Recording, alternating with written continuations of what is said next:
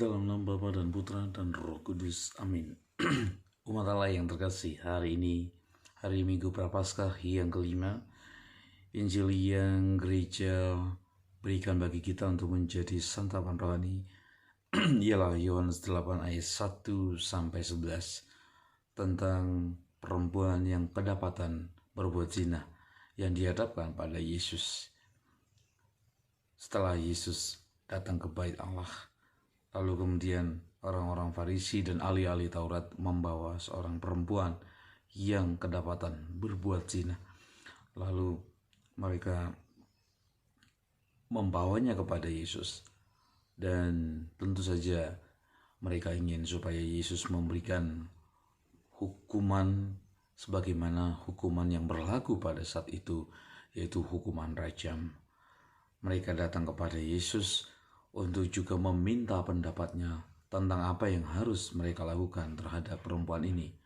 Tapi tentu saja kita bisa bayangkan bahwa mereka sudah datang dengan satu tujuan, hendak merajam perempuan yang kedapatan berbuat zina ini. Tetapi kemudian Yesus menulis, membungkuk, kemudian ia menulis di tanah. Dan ketika mereka mendesak, Yesus selalu berkata, siapa di antara kamu yang tidak berbuat dosa, baiklah ia yang pertama melempari perempuan ini. Tetapi satu persatu dari mereka akhirnya pergi meninggalkan tempat itu, karena mereka menyadari siapa diri mereka dan bagaimana dosa-dosa mereka.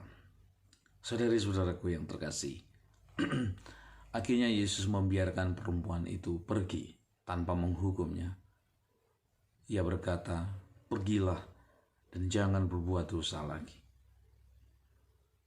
Ada ungkapan yang berkata bahwa orang kudus itu memiliki masa lalu dan orang berdosa memiliki masa depan. Di hadapan Yesus, di mata Yesus, orang berdosa selalu memiliki masa depan. Ahli-ahli Taurat dan orang-orang Farisi hendak menghentikan perubahan yang mungkin terjadi pada orang berdosa ini dengan cara menghukum mati dia. Tetapi Yesus melihat bahwa ada masa depan yang bersinar cerah.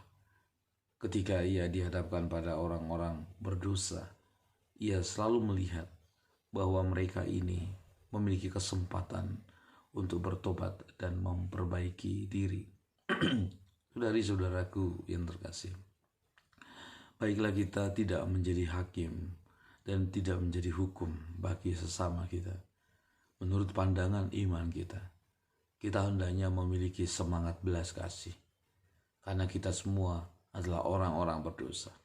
Kita semua tidak pernah lepas dari kesalahan. Maka hendaklah kita menjadi seperti Yesus.